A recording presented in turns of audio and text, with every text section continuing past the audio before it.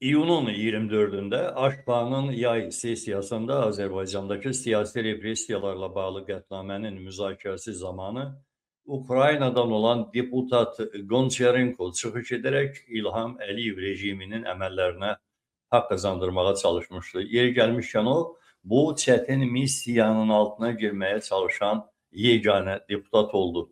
Mən belə qərara gəldim ki, Gonçarenko kimi adamların cavabını elə onların öz ölkələrindəki mətbuat üzərindən vermək lazımdır və çalışacağıq ki, bundan sonra da bu xətti davam etdirək. Bu, indi sizə təqdim edəcəyim yazını Ukraynanın nüfuzlu nəşrlərindən olan Yevropeyskaya Pravda qəzetinə göndərdim. Bildiyim qədər bu yazını daha sonra başqa qəzetlər də götürüb yaydılar.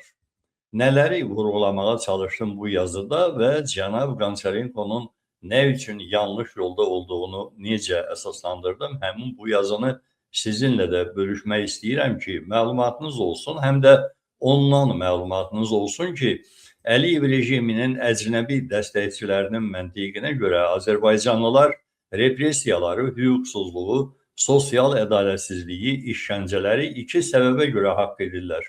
Birinci səbəb coğrafiyadır, ikinci səbəb isə Azərbaycanlıların, yəni sizin milli mənafeyiniz sizin döyülməyinizi tələb edir. Unutmayın, bu tezisləri həmin başabəla lobbiçilərə elə sizin öz hakimiyyətiniz ötürür. Bu iki xəstə tezisi darmadağın etmək üçün həm də məhz Ukrayna mətbuatında dağıtmaq üçün bunları yazdım. Azərbaycan artıq ilk dəfə deyil ki, Avropa Şurası Parlament Assambleyasının qərarlarının mövzusu olur. İyun ayının sonunda keçirilən yay sesiyasında yenidən Azərbaycanda tənqidi səslərin susturulması adlı debat baş tutdu və onun yekununda Assambleyanın mövqeyini əks etdirən qətnamə qəbul edildi. Assambleya üzvlərinin böyük əksəriyyət tərəfindən təsdiqlənən sənədin mətni AŞPA'nın rəsmi saytında yerləşdirilib. Lakin məsələ təkcə sənədin məzmununda deyil. Daha vacibi odur ki, həm debatlar, həm də qəbul olunmuş qətnamə Azərbaycanda baş verən bir sıra proseslərin nəticəsi idi.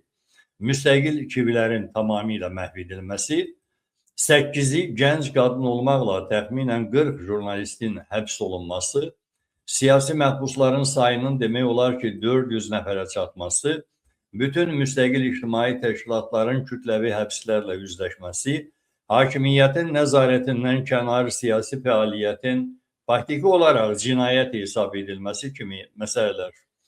Bugün Azərbaycanda hər hansı siyasi təşkilatla əlaqəli olmaq faktının özü belə dövlətə xəyanət kimi qiymətləndirilir. Fəallar və partiya rəhbərləri isə saxta ittihamlarla həbsxanalara göndərilir. Hazırda Azərbaycanda bir nömrəli siyasi məhbus hesab olunan şəxs ölkənin ən böyük qərb yönlü müxalifət partiyası olan Azərbaycan Xalq Cəbhəsi partiyasının lideri Əli Kərimlidir. Vəziyyətin absurdluğu ondadır ki, ölkədə anti-Rusiya hərəkatının ən ardıcıl təşkilatçılarından və tərəfdarlarından biri olan Əli Kərimli 2025-ci ilin sonlarında İlham Əliyevi güya Rusiya ilə əlbir olaraq devirməyə cəhd göstərmək kimi tamamilə saxta ittihamla həbs olunub. Bugün Azərbaycanda baş verənlər artıq sadəcə repressiyalar deyil. Bu prosesi tam əsasla politisid adlandırmaq olar. Cəmiyyətin özünü idarə institutları ardıcıl şəkildə məhv edilir. Siyasi elita sistemli şəkildə sıradan çıxarılır, dövlətçiliyin konstitusiyon əsasları, institutları dağıdılır və cəmiyyətin azad şəkildə öz fikrini ifadə etmə imkanları qəsdən məhv edilir. Belə vəziyyəti başqa cür adlandırmaq artıq mümkün deyil. Məhz bunlardan AŞPA'da da danışılırdı.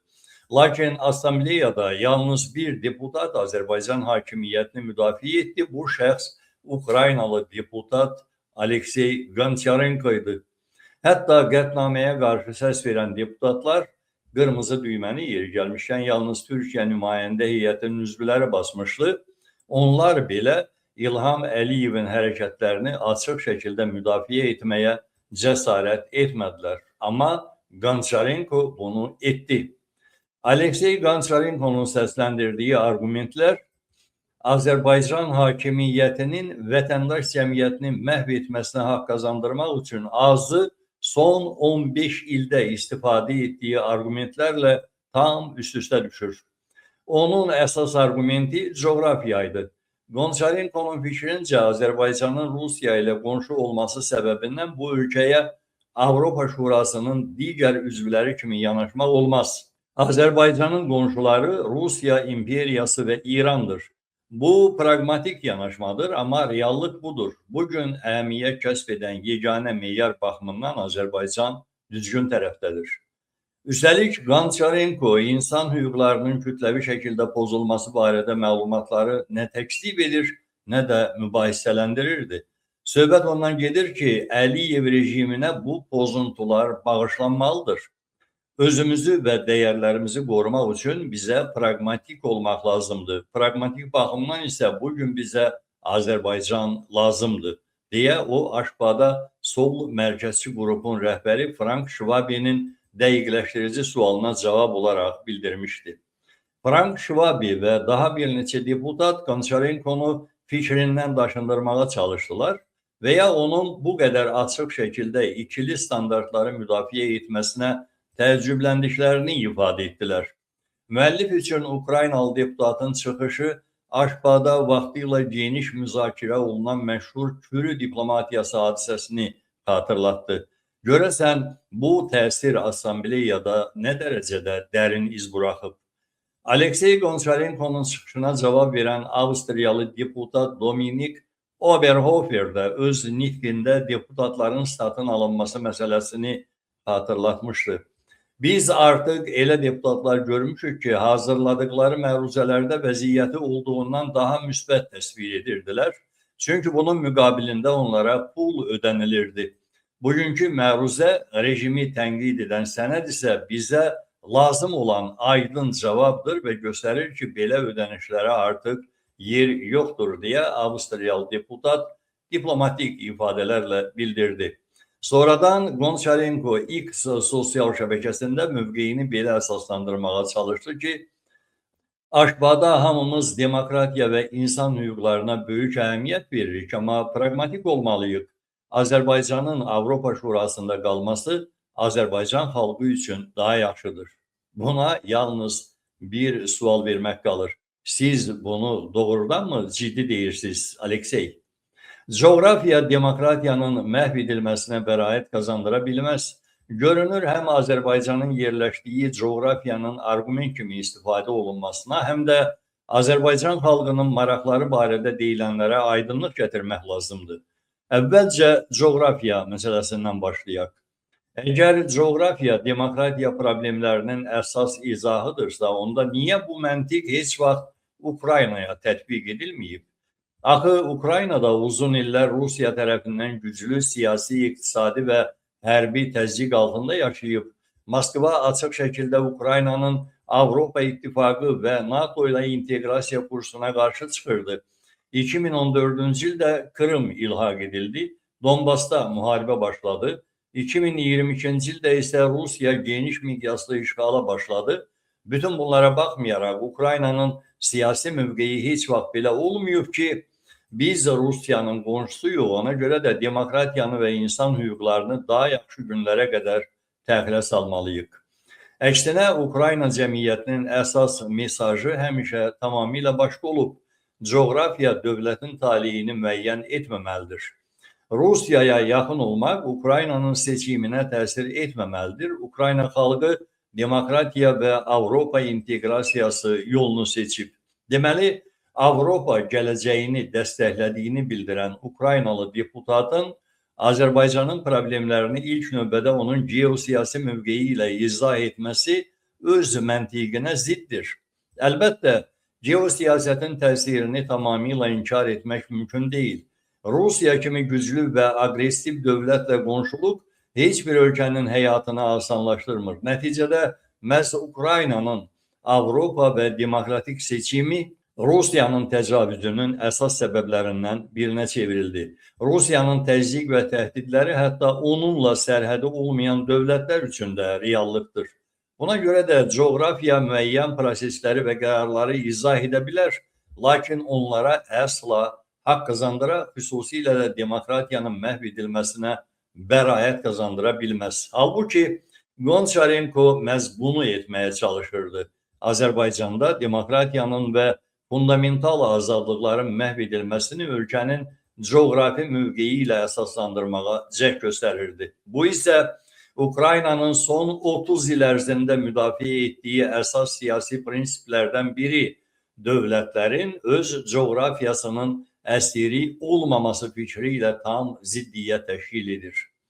Azərbaycan 2001-ci ildə öz iradəsi ilə Avropa Şurasına daxil olarkən və üzərinə müvafiq öhdəliklər götürərkən də Rusiya onun şimalında, İran isə cənubunda yerləşirdi. O vaxtdan bəri Azərbaycanın coğrafiyası dəyişməyib. Vacib bir məqam da var. Bugün Azərbaycanda coğrafiyanın cəmiyyətin boğulmasına bəraət qazandırmaq üçün istifadə edənlər öz maraqları tələb etdikdə Rusiya ilə çox rahat əməkdaşlıq edirlər. Məsələn, Vladimir Putinin Rusiya neftinin ticarəti ilə məşğul olan məşhur Coral Energy şirkətinin İlham Əliyevin şəxsi nəzarəti altında olduğu barədə geniş məlumatlar yayılıb.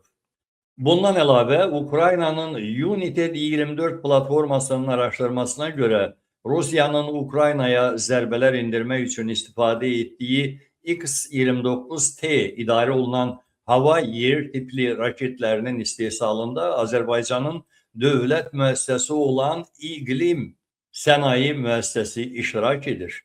Ona görə də İlham Əliyevin coğrafi mövqeyinin onu məhdudlaşdırdığı barədə narahat olmağa əsas yoxdur. Əksinə o, Rusiya ilə qonşuluqdan şəxsi faydasını götürür.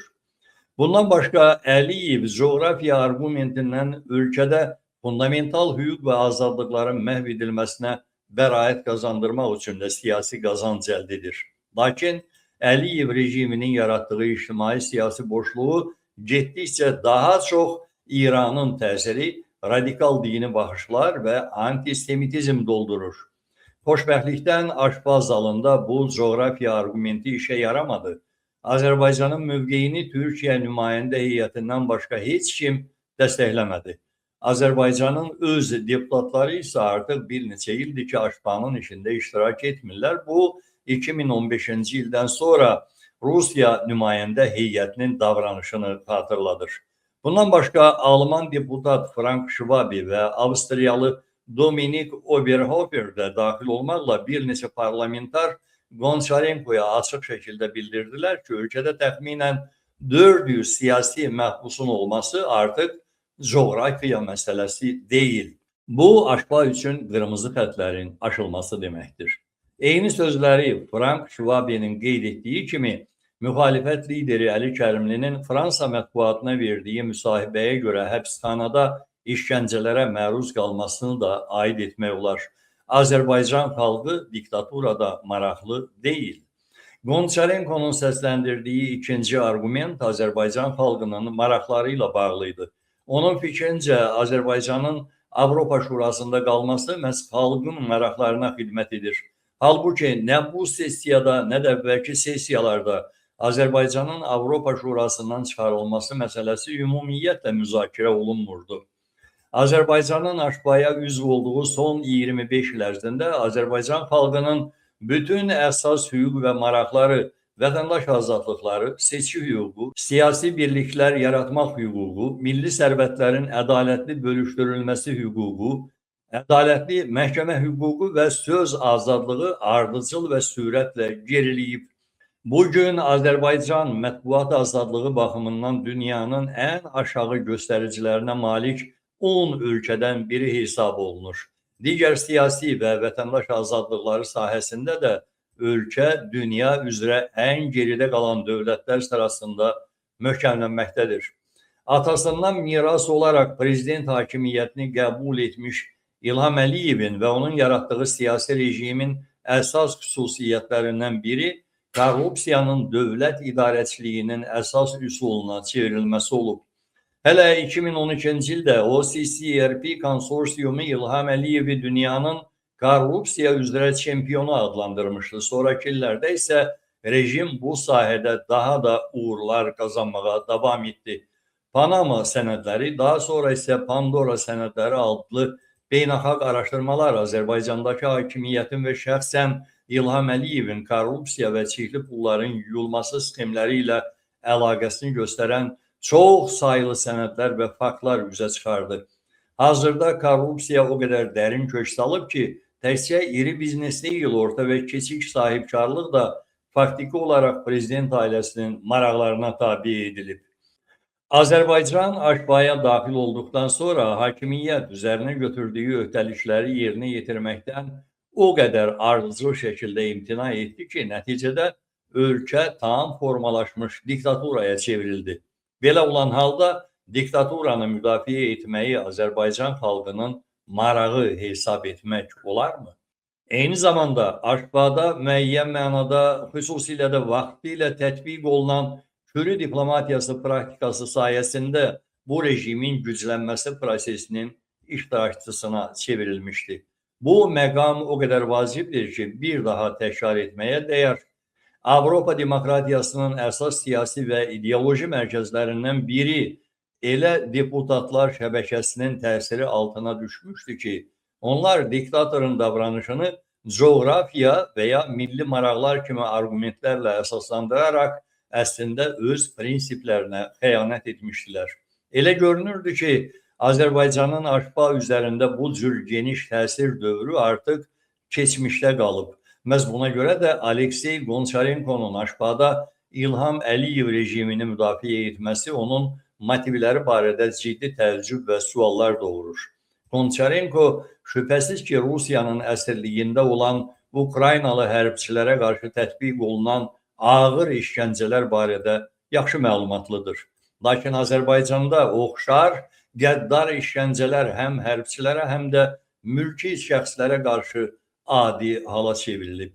Bu məqalənin müəllifinin qələmə aldığı Sabitlik naminə İşgəncə adlı sənədli kitab onunla tanış olan hər kəsi sarsıdır. Bunu nə coğrafiya edir, nə də hansısa Azərbaycan xalqının praqmatik maraqları. İlham Əliyev rejimi Azərbaycana öz vətəndaşlarını döymək və repressiya etməklə hakimlik edir. O, təkcə ölkə daxilində deyil, xaricə qaça bilən şəxsləri də izləyir, onlara qarşı hücumlar təşkil edir, onları döydürür və hətta qətlə yetirməyə çalışır. Bunu Mirzəli işi də göstərir. Belə terror xarakterli hücumlardan biri üzrə Fransa məhkəməsi yaxın vaxtlarda artıq ittiham hökmü çıxarıb, digər iş üzrə isə istintaq davam edir. Bu məqalənin müəllifi də Əliyev rejimi tərəfindən təhlükə altında olduğunu bildirir və Fransa polisi tərəfindən təmin edilən daimi mühafizə altında hərəkət edir.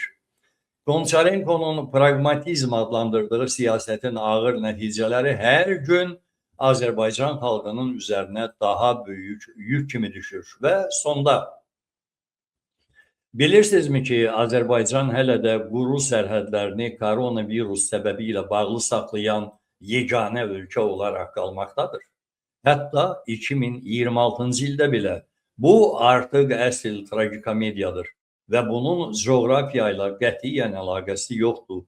Bu, sadəcə olaraq öz xalqını hündür hasarlar arxasında saxlamaq və ona sonsuz şəkildə xoşbəxt həyat nağılları danışmaq üsuludur.